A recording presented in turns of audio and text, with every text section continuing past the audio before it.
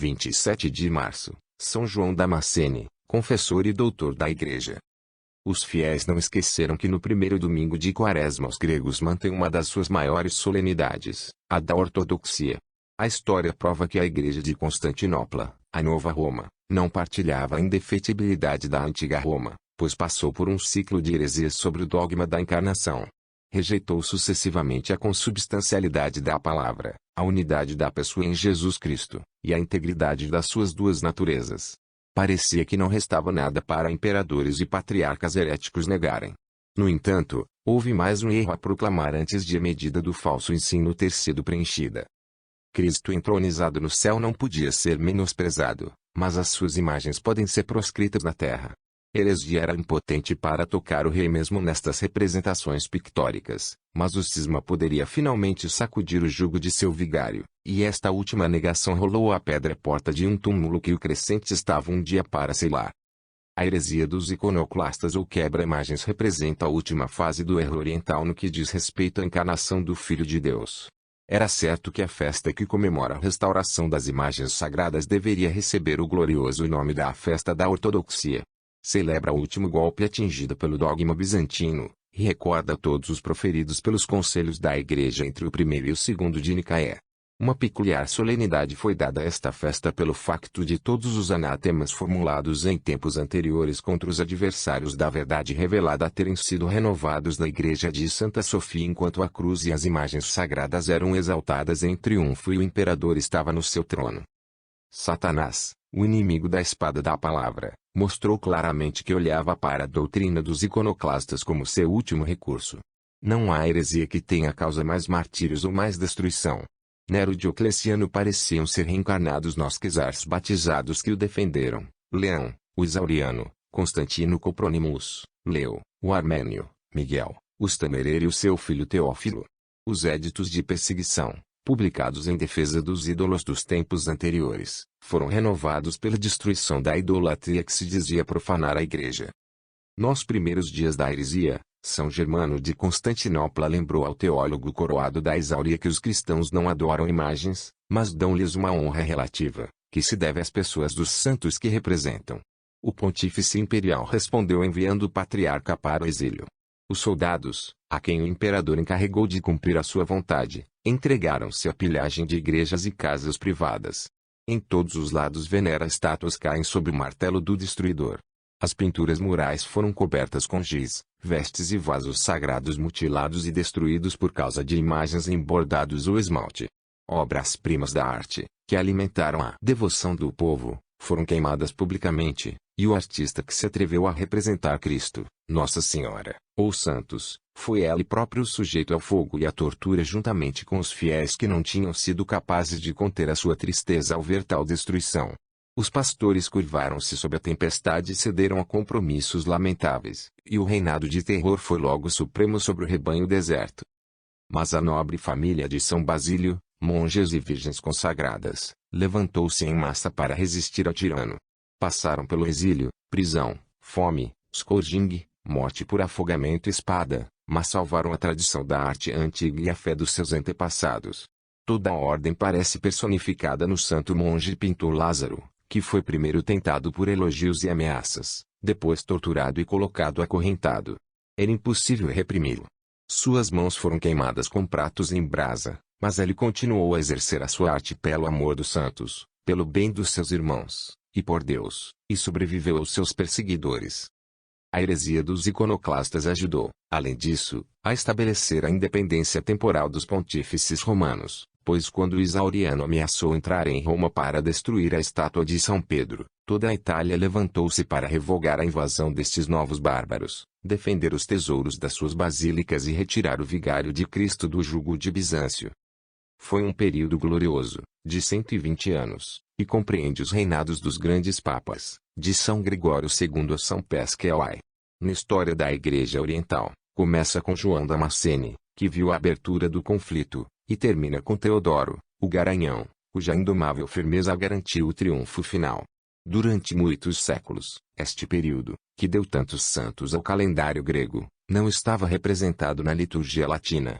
A festa de hoje foi acrescentada pelo Papa Leão XIII em 1892, e agora João Damascene, o Condalvizier, o protegido de Nossa Senhora, o monge cuja excelente doutrina ganhou para ele o nome de Corrente Dourada, comemora no ciclo ocidental a luta heroica em que o Oriente prestou com tais serviços gloriosos à Igreja e ao mundo. O relato dado pela liturgia da vida deste santo doutor é tão completo que não precisamos de acrescentar mais nada. Mas será bom dar um breve resumo das definições pelas quais, nos séculos 8 e 16, a Igreja vingou as imagens sagradas dos ataques que lhes foram feitos pelo inferno. O Segundo Concílio de Nicéia, 787, declara que é lícito colocar nas igrejas, nos frescos, nas imagens, nas vestes e nos vasos sagrados, nas paredes das casas e nas ruas públicas, imagens, quer sejam pintadas ou em mosaico ou de outro material adequado, representando Nosso Senhor e Salvador Jesus Cristo, Nossa Senhora mais pura, a Santa Mãe de Deus, os anjos e os santos. É igualmente legal queimar incenso antes deles e rodeá-los de luzes. Não que devamos acreditar que estas imagens têm alguma divindade ou virtude própria, diz o Concílio de Trento contra os protestantes, ou que devemos depositar a nossa confiança neles como os pagãos fizeram nos seus ídolos.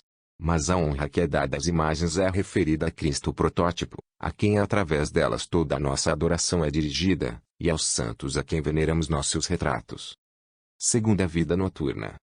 João, que recebeu o nome de Damasco do seu lugar natal, era de nascimento nobre, e estudou cartas sagradas e profanas em Constantinopla sob o monge Cosmas. Quando o imperador Leão, o Isauriano, fez um ataque perverso ao culto das imagens sagradas, João, por desejo do Papa Gregório III, defendeu seriamente a santidade deste culto, tanto por palavras como por escritos. Com isto, ridicularizou um ódio tão grande no coração de Leão que o imperador o acusou, através de cartas forjadas, de traição ao califa de Damasco, a quem servia como conselheiro e ministro. João negou a acusação, mas o califa foi enganado por ela e ordenou que a sua mão direita fosse cortada. João implorou sinceramente a ajuda da Virgem abençoada, e ela manifestou a inocência do seu servo reunindo a sua mão e o seu braço como se nunca tivessem sido cortados. Este milagre levou João a realizar um projeto que ele há muito tinha em mente.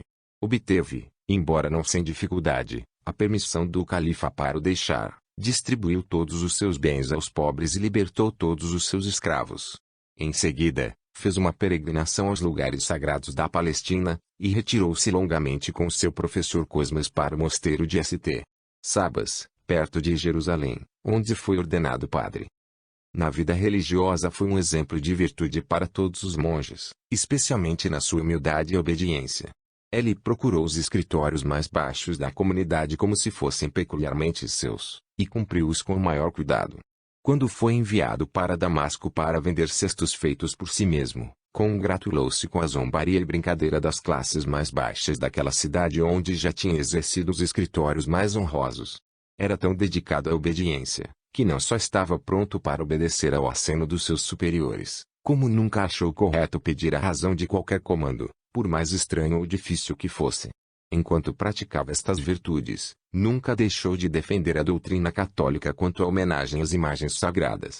Assim, recorreu a si próprio ódio e à perseguição do imperador Constantino Copronymus, como já tinha feito de Leão, o Isauriano, e isso tanto mais porque repreendeu livremente a arrogância destes imperadores, que se intrometeram em assuntos relativos à fé, e pronunciou-lhes a sentença de acordo com o seu próprio julgamento. É uma maravilha o quanto João escreveu tanto em prosa como em verso para a proteção da fé e o encorajamento da devoção. Mereceu os grandes elogios que lhe foi dado pelo Segundo Concílio de Nicéia. Foi chamado de risoroso devido às correntes douradas da sua eloquência. Não foi só contra os inimigos das imagens sagradas que defendeu a fé ortodoxa, pois também se opôs fortemente aos acepali, aos monotelites e aos teopacites. Manteve as leis e o poder da Igreja. Ele afirmou a primazia do príncipe dos apóstolos em palavras eloquentes, e muitas vezes chamou-lhe o pilar das igrejas, a rocha ininterrupta e o professor e governante do mundo. Os seus escritos não são apenas distinguidos pela doutrina e pela aprendizagem, mas também têm um sabor de simples piedade, especialmente quando elogia a Mãe de Deus a quem honrou com um amor e devoção singulares. Mas o maior elogio de João é que ele foi o primeiro a organizar para ordenar um curso completo de teologia, preparando assim a forma como São Tomás de Aquino lidou tão claramente com todo o corpo da doutrina sagrada. Este homem santo, cheio de dias e boas obras, adormeceu na paz de Cristo sobre o ano 754. O Papa Leão XIII declarou doutor da Igreja e ordenou que o seu gabinete e missa fossem ditos em todo o mundo. O campeão das imagens sagradas, obtenha para nós, como a Igreja pede de si, colete para a festa, que possamos imitar as virtudes e experimentar a ajuda daqueles que vemos assim representados. A imagem direciona a nossa veneração e as nossas orações àqueles a quem são devidos, a Cristo Rei e aos santos, que são os príncipes do seu exército e os mais valentes dos seus soldados, pois é correto que o rei partilhe com o seu exército as honras do seu triunfo. Damasque, de Imaginibus, I. 19 a 21. A imagem é o livro de quem não sabe ler, e mesmo os aprendidos podem ganhar mais com o olhar de um instante para uma imagem eloquente do que a partir do estudo prolongado de muitos volumes. Damasco. Um comentário. Em Basil, a obra do artista cristão não é apenas um ato de religião, mas também um apostolado. Assim, é fácil entender a posição levantada pelo inferno em todos os tempos de perturbação contra a arte cristã. Unimo-nos a ti, ó glorioso santo, na tua guerra contra o diabo, e gritamos, põe-te atrás de nós, Satanás, com essa inveja que não nos faz sofrer para olharmos para a imagem de nosso Senhor e, assim, sermos santificados. Não nos permite contemplar os sofrimentos que foram a fonte da nossa salvação, admirar a graciosa condescendência do nosso Deus, reconhecer e louvar o poder exibido nos seus milagres. Invejas dos santos e da glória que receberam de Deus. E não nos faças contemplar esta glória, para que a visão não nos inspire a imitar a sua coragem e a sua fé. Não podes suportar a ideia de que a nossa confiança neles nos irá lucrar tanto na alma como no corpo. Não te seguiremos, ó demônio ciumento, tu inimigos da humanidade. Damasco, de Imaginibus, 3. Sisuguia, caro santo, a quem a ciência sagrada saúda como um dos seus primeiros médicos. O conhecimento é o mais precioso de todos os tesouros. Damasco, dialéctica, e, como tu fizeste uma vez dizer-nos, e foi o teu desejo de levar os homens ao único mestre que não pode mentir, Cristo, o poder e a sabedoria de Deus. Se ouvirem a sua voz na Sagrada Escritura, ganharão um verdadeiro conhecimento de todas as coisas. Se dissiparem toda a escuridão do coração e da mente, não ficarão no limiar da verdade, mas passarão para o segredo da câmara nupcial. Ibidem. Nossa Senhora abençoada previu o ensino e as obras de João. Ela apareceu ao mestre, cuja voz obedeceu como a de Deus, e disse-lhe, sofra as águas para fluir, as águas doces e claras cuja abundância se espalhará por todo o mundo, cuja virtude refrescará as almas para o conhecimento e pureza, cujo poder permanecerá às inundações da íris e as transformará numa doçura maravilhosa. A rainha dos tricotis celestiais declarou que tu, caro João, tinhas recebido a harpa profética e o psalteri para cantar o novo canticle do Senhor nosso Deus em rivalidade com o cherubim. Boa. Hierosolimite, Vita J.